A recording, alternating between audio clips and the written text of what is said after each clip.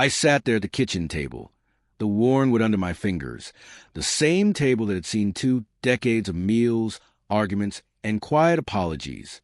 The hum of the fridge in the corner sounded almost like a distant clock ticking, counting down to something I didn't want to face. It was late, but my mind was wide awake. Flo leaned forward across the table, his voice cutting through the silence like a blade. "Sign it, or you'll regret it." I didn't flinch. I didn't shout. I just stared at the paper. But my heart was already cracking. Before I could even process what was happening, Sherry, the woman I thought I had shared a life with, didn't stop him. She didn't say a word. My fingers trembled as I picked up the pen. I signed the quitclaim deed, not because I wanted to, but because I had no choice. 2 days later, the phone call came. It wasn't anything out of the ordinary. A lawyer, polite, careful, but there was something about his voice that made me feel like the ground under me had shifted. He was almost trembling, like he knew what was coming. But in that moment, I didn't know. I didn't know the depth of the storm that was about to hit me. You see, I didn't outsmart anyone. I didn't have some clever plan in mind. I was just done arguing. I was done being pushed around. I was finally protecting myself, but it felt like I was already too late. But let me backtrack a bit. That night, the house felt smaller. The air felt thicker, like it was closing in. Same house. Same ranch on West Fisher Road in Bay City. Same yellow light above the kitchen sink. The same cold hum from the old refrigerator. The table in front of us, covered in years of memories and mistakes. Flo sat there, his elbows digging into the wood, as if it was his, staring at Sherry. He didn't look at me when he slid the paper across. He didn't need to. His words said everything. "Tell him," he told Sherry, like he didn't even care to look me in the eye, like I didn't matter anymore. Sherry? She just wiped the counter with a paper towel, even though it was already clean. She stared at the laminate surface like it held the answers to everything. "It's for the best, Gus," she said, her voice too steady. So steady it made me sick. I looked at the document in front of me. A quitclaim deed. The word seemed innocent enough. Typed clean and neat. Just the kind of paper you sign without thinking, without questioning. The kind of paper that moves property between family members. The kind that you're supposed to trust. But I didn't trust it. I looked at Flo. I didn't want to, but I did. "Why now?" I asked. Flo leaned closer, and I could smell the energy drink on his breath. "Because you're getting old," he said, a sickening grin spreading across his face. "Because Mom deserves security. And because if you don't sign, you'll regret it." His voice wasn't angry. It wasn't loud. It was just certain. I turned to Sherry. Her eyes never met mine. And in that moment, I felt like I was looking at a stranger. The woman I'd spent so many years with. The woman I'd raised a son for. She couldn't even look at me. That was when the pain hit me. Harder than any threat, any insult, any argument. The betrayal burned like fire in my chest. I thought of the nights I'd spent helping Flo with his homework, when he didn't want to do it. The time I co-signed for his first car loan, when no bank would touch him. The Saturday morning I crawled under that car in the driveway, freezing cold concrete biting into my skin, fixing the transmission because I couldn't afford to have it done at a shop. I raised him like my own. I loved him like my son. And now, he was telling me to sign or else. It took everything in me to hold back the rage. My chest tightened. I wanted to shout. I wanted to ask Sherry what happened to the woman I knew. But instead, I heard my own voice say, "Give me a pen." Flo froze for a second, like he didn't expect that. Sherry finally looked up, but there was no emotion in her eyes. I signed the paper, my hand shaking so hard it took every ounce of willpower to keep the pen steady. Each letter felt heavier than the last, but I signed it anyway. When I was done, I pushed the paper back across the table without a word. I didn't need to say anything. The scratch of the pen, the sound of my chair scraping back, those were my words. "I'll grab a few things," I said, not looking at either of them. There was no speech, no warning, just the weight of the paper, the broken silence, and the cold sting of finality. I packed my duffel bag with socks, shirts, and the flannel I kept by the door, the one that smelled like old wood and engine oil, the one that reminded me of who I used to be. Neither of them said a word as I walked out the door. Not a word as I passed through the kitchen again. I didn't even look back. Outside, the November air sliced through my jacket, like the world was rejecting me. I sat in my truck, hands clenched around the steering wheel, feeling the shaking in my body that I couldn't control. The porch light clicked off behind me. That was it. 20 years, and the light went out like I'd never existed. I drove, and I didn't know where I was going. I just knew I couldn't go back. Not yet. Not until I figured out how to protect myself. Please subscribe and like this video, and listen to my story till the end. And let me know which city you're listening from. That way, I can see how far my story has traveled. I'd love to hear where you're from. But this wasn't the end of the story. Not even close. I drove through the night, the lights of Bay City fading in the rearview mirror, feeling the weight of everything that had just happened pressing down on me. By morning, I didn't even know where I was anymore. I just knew I had to keep moving, had to get out. I couldn't go back to that house. Not with the way things were now. Not with Sherry's silence hanging over me like a cloud.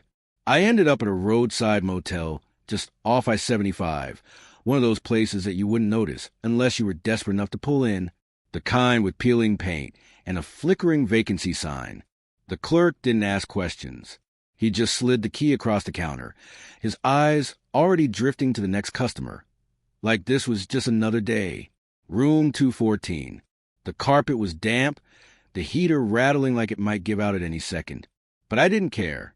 I sat on the edge of the bed, staring at my shaking hands, trying to make sense of it all.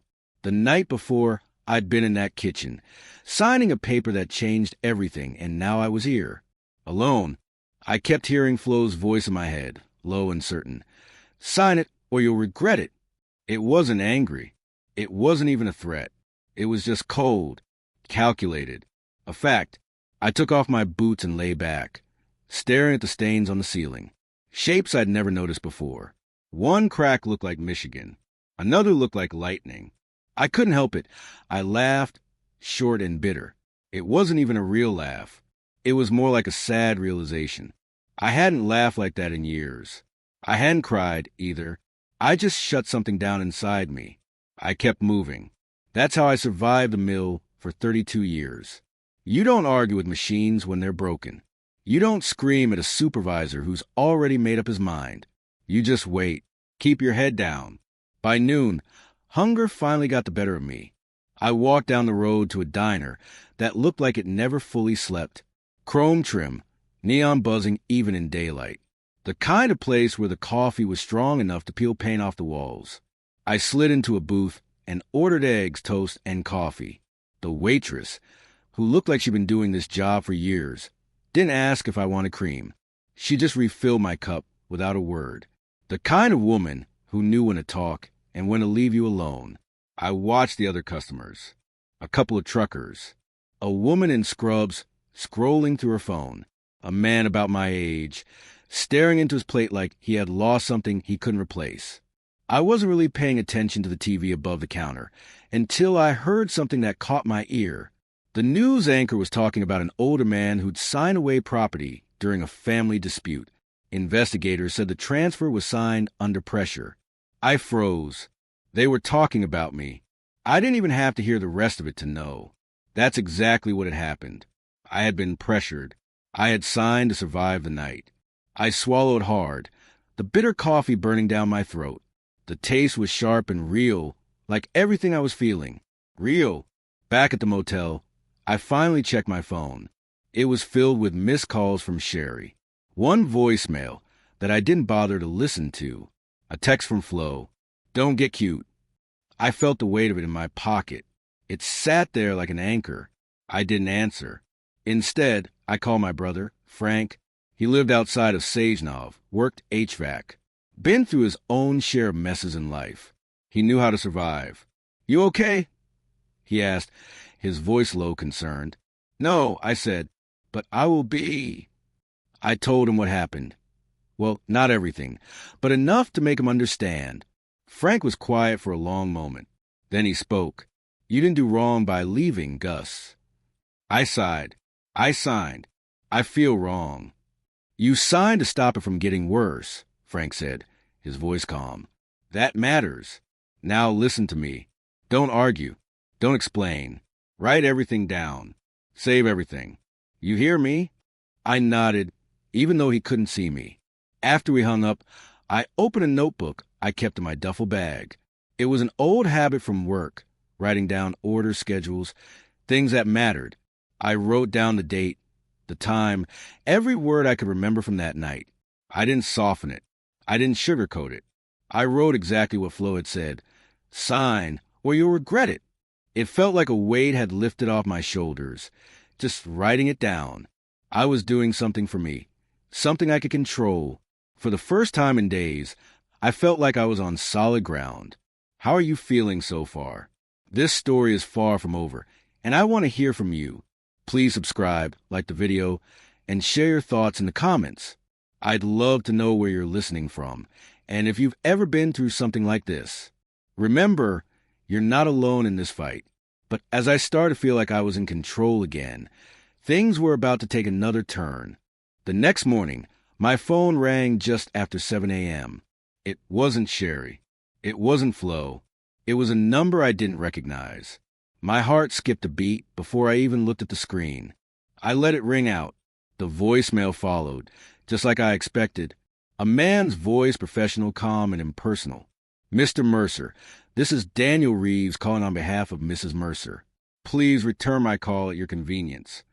That phrase, at your convenience, hit me harder than I expected. It was polite, too polite, like they thought they were in control, like they thought I was going to fall in line. I sat there, the phone in my hand, my heart thumping in my chest. It was surreal. I hadn't done anything yet. I'd slept in my truck, written down the truth in my notebook, and tried to survive a night alone in a motel. And yet, here was a lawyer already calling. Why? What did they think was going to happen now? I showered, pulled on clean clothes, and left the motel. I needed to think. To clear my head, I drove east, away from Bay City, until the small-town landscape turned into something even quieter. Sage Knob Bay was ahead, gray and flat beneath the morning clouds. I sat in my truck for a while, listening to the hum of the engine, letting the voicemail replay in my head. At your convenience. I couldn't shake the feeling that everything was moving too fast. Too clean, too calculated. Like they thought they could just sweep me away with a signature, and that would be the end of it. I called Frank again. A lawyer just called me. I said, trying to sound calm. His name is Daniel Reeves. Frank let out a low whistle. That didn't take long. I haven't even talked to one yet. I muttered. Then you should, Frank said. Today, I've got a name for you. Marcia Clean. She's local, older, handled a couple of ugly property cases. She's fair, and she doesn't get impressed by bullies. I wrote down the name. Marcia Clean. It felt like a lifeline, a way to take control again. I found her office near downtown Bay City, a small, low brick building wedged between a tax preparer and a closed insurance agency. The waiting room smelled like lemon cleaner and old books, with a photo of the courthouse hanging crooked on the wall. It felt like stepping into a time capsule, a reminder that not everything could be rushed. Marcia was in her late 60s, gray hair pulled back tight, glasses perched low on her nose. She shook my hand once, firm, and gestured for me to sit. Start from the beginning, she said. And so I did. I told her about the kitchen table, about the quick claim deed, about Flo's voice and Sherry's silence. I handed her the notebook, the one I'd filled with every word, every moment I could remember from that night. She read without interrupting. When she finished, she folded her hands and looked at me, like she was sizing me up. Did anyone threaten you if you didn't sign? She asked, her voice steady. I nodded. Yes. Did they give you time to review the document? She pressed. No. I replied, the words feeling heavier than I expected. Did you believe there would be consequences if you refused? She asked. Yes. I said again, this time with more certainty. Marcia nodded slowly, her eyes narrowing. "That's it," I asked, unsure if I was missing something. She leaned back in her chair, letting the silence hang for a moment. Then, with the kind of calm you don't find in a lot of lawyers, she said, "Mr. Mercer, signing a quitclaim deed doesn't erase the circumstances under which it was signed." I felt a tightness in my chest, a spark of hope I hadn't realized I was missing. "They made it sound final," I said, not understanding. "People always do," she replied, shaking her head. "Paper feels powerful. Process is more powerful." She explained it like she was talking about a machine I knew inside and out. No jargon, no drama, just facts. Threats mattered, timing mattered, messages mattered. And most of all, what happens after signing matters, she said. Your wife's side rushed to a lawyer. That tells me they're nervous. Nervous? I asked, "Why?" Marcia's lips curled slightly, like she was about to drop a bomb. "Because if this transfer moves forward while there's evidence of coercion, it becomes a liability," she said. "Title companies don't like that. Realtors don't like that. Judges really don't like that." Something in me relaxed, just a little, not relief. But something like the floor wasn't completely gone beneath my feet. Maybe I hadn't lost everything. Maybe, just maybe, there was a way back. She tapped the notebook I'd handed her. "You did the right thing by writing this down," she said. And for the first time in days, I felt like I had done something right. I know you're following this intense journey. If you ever felt cornered or pressured into something, let me know in the comments. Share your story, because you're not alone in this. And don't forget to subscribe for more stories about standing your ground and reclaiming your life. But Marcia's calmness wasn't the end of the story. In fact, things were about to get a whole lot more complicated. That evening, just as I was starting to settle in, my phone buzzed again. I looked down, expecting the usual suspects, Sherry or Flo, but this time it was a number I didn't recognize. My pulse quickened. I answered without thinking. "Mr. Mercer," the man on the other end said, his voice softer now, almost apologetic. "Daniel Reeves. Thank you for returning my call." I could hear the change in his tone, the shift from the cold, corporate lawyer to someone who was trying to be conciliatory. Maybe he thought that because I'd gotten legal counsel, I'd be easier to manage. But there was something in his voice that told me they were already starting to backpedal. They'd underestimated me. "I understand you may have concerns about the circumstances surrounding the deed," Reeves continued. "We just want to clarify some things." I could hear him fumbling for the right words, like he wasn't sure how to approach me now that I wasn't the docile, silent man they had expected. I took a deep breath. "I've already consulted with a lawyer," I said, my voice steady. "I'm not sure there's anything left to clarify." There was a pause, a long one, and then he spoke again, his tone shifting ever so slightly. "Well, perhaps we should all take a breath before moving forward." Take a breath? I repeated, almost laughing, the absurdity of it. After everything that had happened, this was their solution? But I didn't respond with anger. I didn't give him the satisfaction of a fight. Instead, I just said, "I'll be in touch." I hung up before he could say another word. The phone felt heavier in my hand now, almost like it was holding on to all the uncertainty I was trying to shake off. I sat in the quiet of the motel room for a moment, the weight of everything hitting me at once. The lawyer, the house, Flo and Sherry's silence, the way I'd been pushed into a corner, forced to choose between survival and surrender. I couldn't help but think about all the times I'd let myself be walked over, all the times I kept quiet to keep the peace. It felt like a lifetime ago now. I wasn't that man anymore. And yet, here I was, still trapped in this mess, still unsure how to get out. This is getting heavy, right? I want to hear your thoughts. If you've ever had to fight for yourself in a situation like this, drop a comment below. And if you're enjoying this journey, make sure to hit that like button and subscribe. We've still got a long road ahead, and I'm glad you're along for the ride. But as the days passed, things only got more intense. The phone rang again. This time it was Flo, and he wasn't calling to apologize. He wasn't calling to ask if I was okay. No, he was calling to remind me that everything was still in his hands. The phone buzzed once more, this time with Flo's name lighting up the screen. I hesitated. I could feel my heart rate spike, that all too familiar mix of dread and exhaustion creeping in. I answered it anyway, though I knew exactly what this call would be. It wasn't going to be some apology or an olive branch. No, this was about power. This was about him reminding me who he thought was in control. "Gus," Flo said, his voice clipped and sharp, "you're blowing this up for no reason. You need to stop making things harder than they have to be." I could hear the frustration in his voice, like he couldn't believe I wasn't just folding like I always had. It was almost laughable. He was still trying to act like I owed him something, like I had to listen to his demands.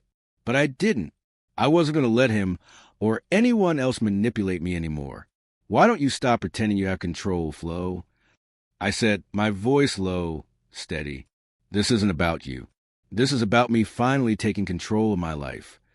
There was a silence on the other end of the line, and for a split second, I felt like I had the upper hand.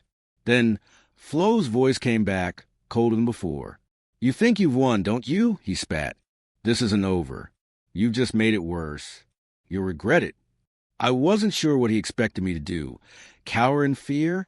Apologize? Not a chance. I took a deep breath. I've already made my peace with it, and I'm not going back.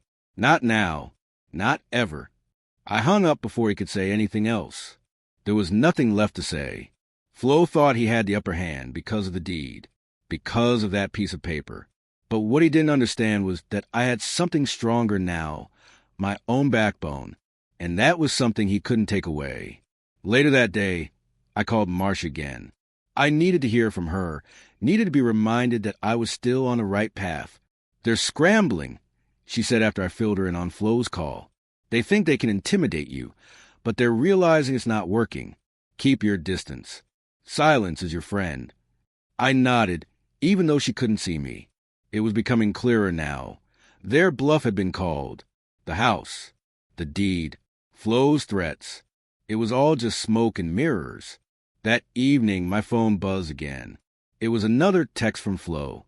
"We need to talk," it said, but there was no urgency in it. No more threats. This was desperation, pure and simple. I didn't respond. I didn't need to. I spent that night walking around the small town, the cold air biting at my face, just trying to clear my head. The whole time, I kept thinking about how everything had changed. How, just a few days ago, I had been stuck in that house, signing away my life like it didn't matter. Now I was standing on my own 2 feet, finally figuring out how to breathe again. The next morning, I woke up early and went for a drive. No real destination, just the road stretching ahead of me. The sun was barely up, the sky painted with shades of pink and gold. It felt like the world was waking up with me, like I was being given a second chance. And then, just as I passed through town, a thought hit me. Something small but important. They had underestimated me. They had thought I was weak. But what they hadn't counted on was that I had been pushed to the edge for far too long. I had already endured years of silence, years of keeping the peace at the cost of my own happiness. Now I wasn't just surviving. I was fighting for myself, for my future.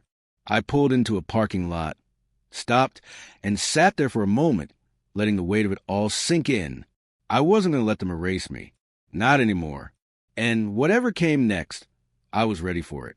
If this story is hitting close to home, I want to hear from you. Have you ever been in a situation where you had to fight for your own peace? Where you had to stand your ground and say enough is enough? Drop a comment below and share your experience. And don't forget to hit that subscribe button. You won't want to miss the next chapter of stories like this. This wasn't the end. Not yet. I didn't know what was coming next. But I knew one thing for sure. Whatever came, I was ready.